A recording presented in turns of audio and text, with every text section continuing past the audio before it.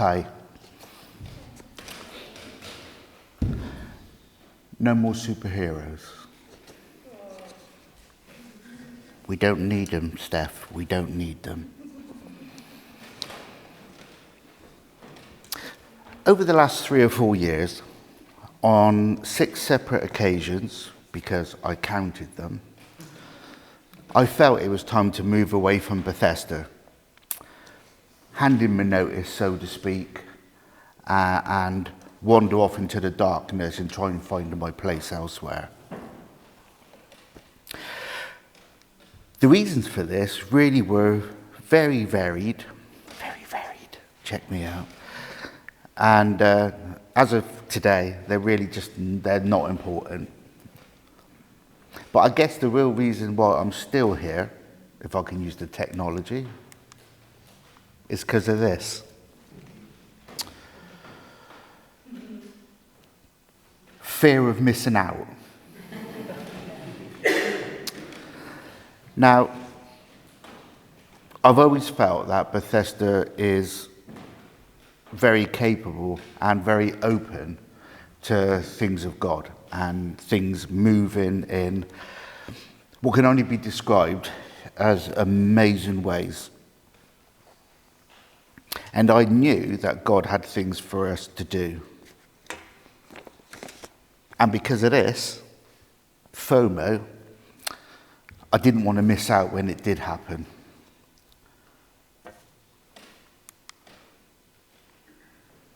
So Joel, the Old Prophet Testament, bless his little cotton socks. Joel 2:28 said it like this: I will pour out my spirit on all people. Your sons and daughters will prophesy. Your old men will dream dreams. Your young men will see visions. Even on my servants, both men and women, I will pour out my spirit in those days. Every time that I've come across that, it's been a bit of a blown mind situation, because that's God's direct word that he's going to bless everybody. It doesn't say they have to be posh, it doesn't have to be middle class, they don't have to be homeless, they just have to be.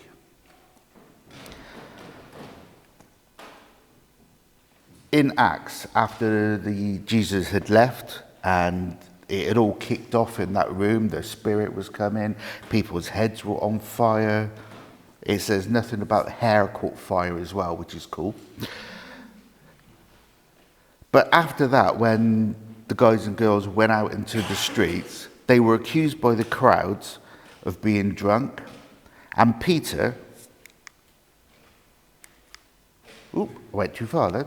Hello. Told you, Darren in technology doesn't work very well, even if it's little buttons. So Peter stated this prophecy to those that were accusing. I will pour out my spirits on all people. Your sons and your daughters will prophesy. Your old men will dream dreams, and your young men will see visions. Even on my servants, both men and women, I will pour out my spirit in those days. And it was years between when I kind of found that in Acts and found that in Joel. And for me, that was an absolute, it was a mind job. I couldn't make the connection. I couldn't wide angle lens there, David. Wide angle lens. So when I sat and I looked at that and I thought about it, I just thought, well, okay,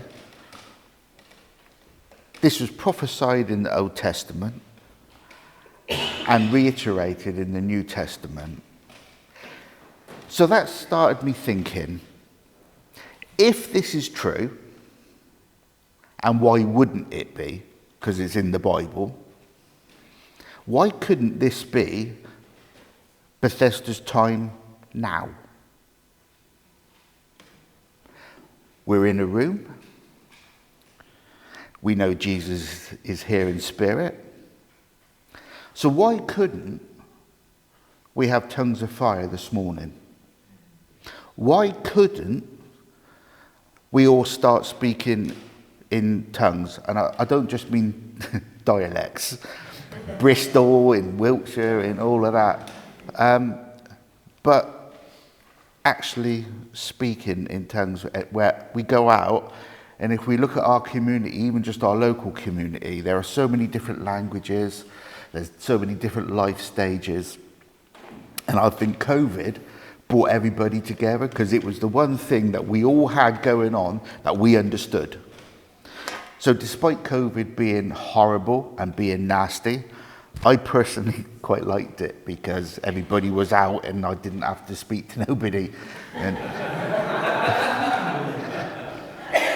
people generally scare me. I find people very, very scary. So that was great.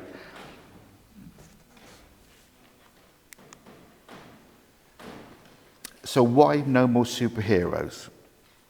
Well, if we look at the superheroes of the past, like the John Wesleys and the Billy Grahams, the things that they did, I don't think can ever be repeated again. These were one-off people with one-off missions, and did they ever do their mission? So I actually don't think we need those kind of individuals now, because I believe God's calling the ordinary people. That's you and me, just in case you're wondering. Just to be ordinary. Just to be who you are, doing what you do. God just wants everyday Christians that he can guide, direct. And you don't have to wear your underpants over your tights, which, let's face it, this would be a totally different talk if that had happened this morning.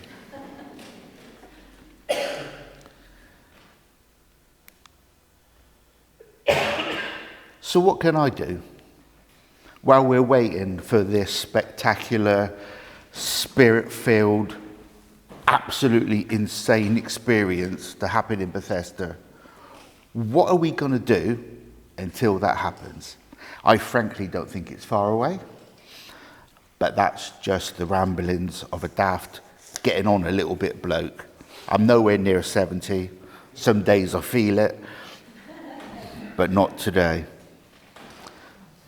So, what can I do? You could be a door greeter. You could be one of these people that likes to say hello, maybe even a little handshake, possibly a hug. And those jobs are available today. Tea and coffee. Never, ever, ever, ever, ever underestimate yourself if you're on the tea and coffee rota. Because have you seen people's faces when they're told there's no tea and coffee after a service? It ain't good. AV or sound. You need a bit of training for that. Which buttons to push, which ones to not push, which bit needs turning on, which bit, when it is turned on, needs turning up. And AV, Gideon's up there, he's done his bit, so I could do this bit with a button. So there is training available, and again, you could be up there doing that. Kids' church. You're going to need a DBS clearance, safeguarding, so we've got to have it right. But if you are interested in being a support or leading a kids group session, you need to speak to Carrie, and if Carrie agrees that actually your heart's in the right place for this, once you've got your clear DBS check, training will happen and then you'll be available. What about the prayer team? Over the years there's been loads of us and then not quite so many of us, but we've always had a prayer team. And the prayer team is massively important for the very simple reason, when it gets to 11:15, God don't stop working. So sometimes you may need somebody to come alongside you and pray with you or pray for you, or pray a situation to leave or to arrive.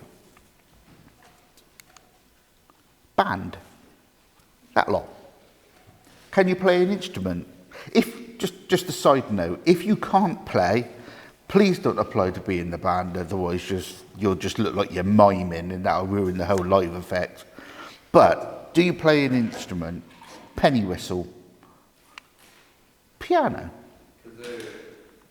kazoo, thanks Harley, kazoo, harmonica, mandolin, triangle, and as long as you can play in time, that'd be great. And again, there's no training, just bring your skills and we'll slot you right in.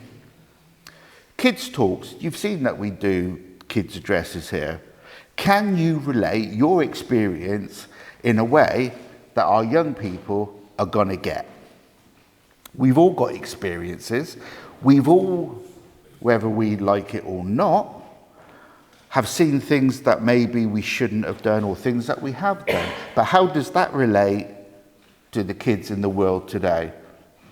If you have ideas, speak to Graham. Just on that one as well, you don't all have to be as gifted as Bob at doing this. That's big shoes to fill when Bob's not here, but that's how he makes his living, so he's great at it. But just do it. Youth class, as you heard this morning, they've all gone off for coffee and cake. In fact, even my wife has gone with them, so she doesn't have to sit through this.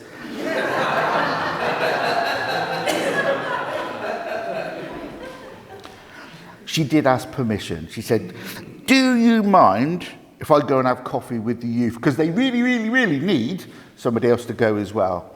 But the guys go out there and they talk about some quite deep stuff. And again, you're following the program. You do need to be DBS checked just to make sure you're not a wrongin'. But more people are always welcome to be on that rota. And you tend to do it about once a month. Creche. We've had a creche on and off, but as we increase in numbers, we're going to increase in families, because I believe that God will bring families here.